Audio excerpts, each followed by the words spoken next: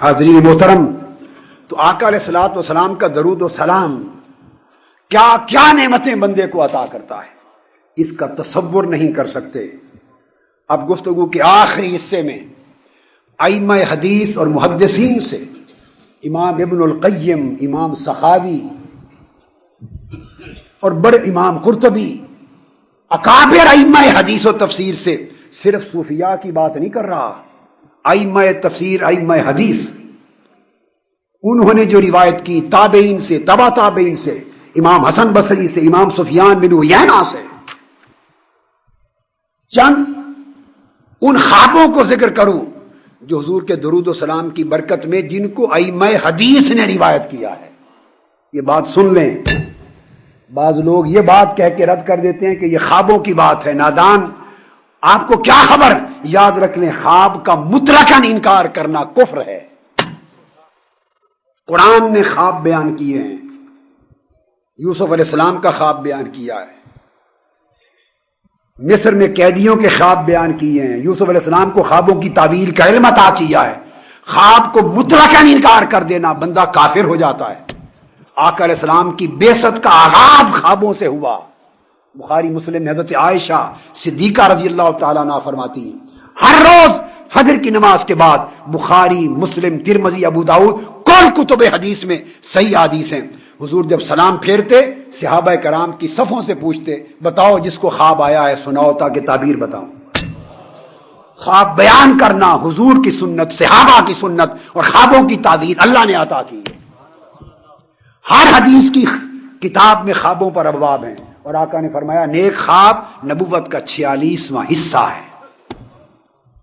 پھر وہ خواب جن کو عام صوفیاء نے نہیں بلکہ ائمہ حدیث نے روایت کیا ہے، وہ چند دیتا ہوں تاکہ ذوق بھی تازہ ہو اور آنکھیں بھی کھل جائیں کہ عالم برزخ میں کثرت سے درود و سلام پڑھنے کا حال کیا ہوا اور درود و سلام کا فیض کیا ملا۔ امام سخاوی روایت کرتے ہیں، صاحب القول البدی، اور یہ اصول حدیث پر حجت ہیں اور امام ابن حجر اسقلانی کے تلامذہ میں ہیں اور اصول حدیث پر حجت ہیں۔ وہ روایت کرتے ہیں امام حضرت ابو العباس احمد بن منصور سے، وہ فرماتے ہیں کہ شیراز کا ایک شخص فوت ہوا،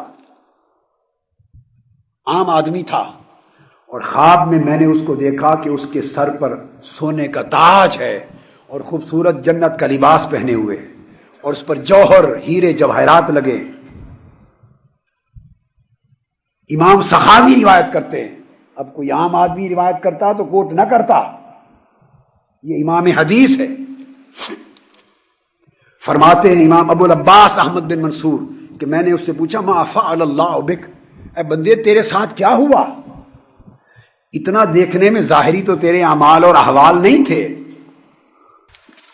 یہ تاج، یہ ہیرے جواہرات کے بھرے ہوئے تمہیں جبے پہنائے گئے جنت کے، کس وجہ سے اللہ نے تمہیں یہ درجے عطا کیے؟ انہوں نے کہا واللہ غفر لی واکرمنی وتوجنی وادخلنی الجنہ، اللہ نے مجھے معاف کر دیا، مجھے بزرگی عطا کر دی، مجھ پر کرم کیا اور جنتوں میں داخل کر دیا۔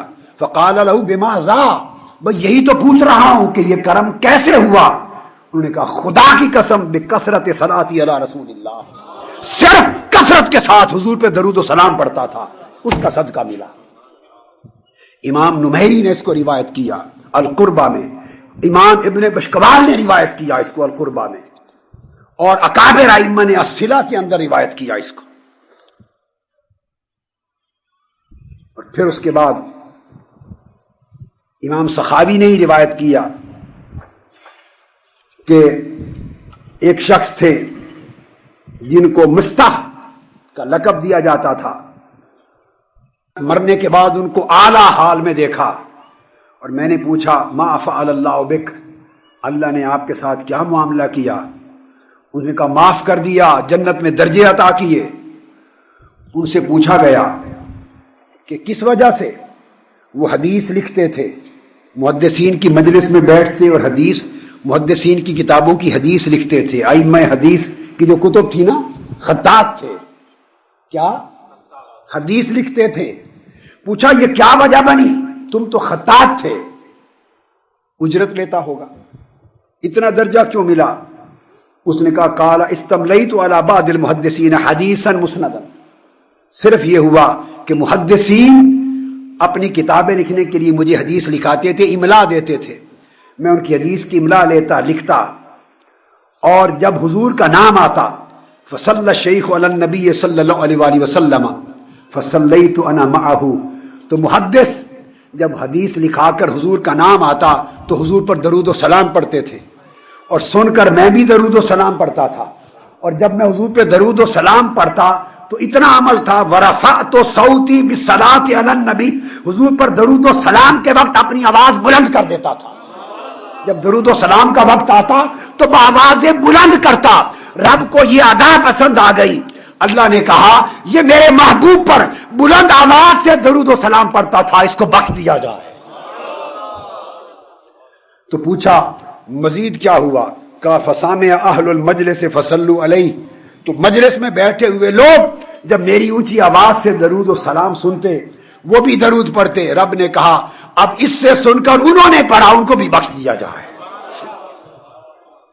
امام سخاوی نے روایت کیا اس کو القول البدیع میں, آپ اندازہ کر لیں. پھر اس کے بعد حدیث پاک میں آتا ہے بنی اسرائیل میں ایک شخص تھا, بنی اسرائیل میں ایک شخص تھا جو گناہگار تھا, اور لوگ جانتے تھے کہ اس کے گناہ ہیں.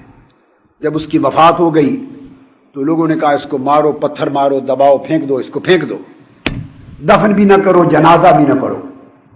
جب لوگ یہ کرنے لگے فأوحى اللہ لنبیہ موسیٰ علیہ السلام, تو اللہ تعالیٰ نے فوراً اپنے پیغمبر حضرت موسیٰ علیہ السلام کی طرف وحی بھیجی اور فرمایا ان غسلہ وصلی علیہ فانی قد غفرت لہ. اے موسیٰ لوگ اس کو پھینک رہے ہیں, تو اس بندے کو خود اپنے ہاتھوں سے غسل دے, اس کو کفن پہنا, اس پر نماز جنازہ پڑھ, کیونکہ میں نے اس کو بخش دیا ہے. حضرت موسیٰ نے عرض کیا قال یا رب بما ذالک, اسے کس عمل کی وجہ سے بخش دیا ہے کہ میں اس کو غسل دوں اور جنازہ پڑھاؤں, اتنا درجہ عطا کیا. اللہ پاک نے فرمایا قال انہ فتح التوراۃ یوما فوجد فیہا اسم محمد صلی اللہ علیہ وسلم فصلی علیہ وقد غفرت لہ بذالک.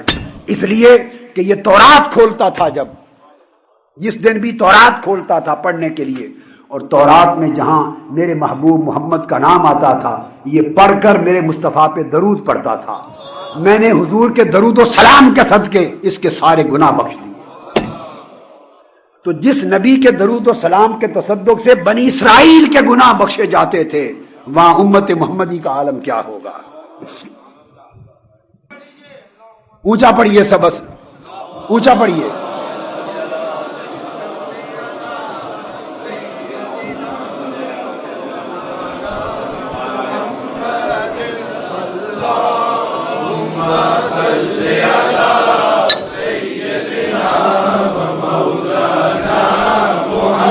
وعلى آلہ وعلى آلہ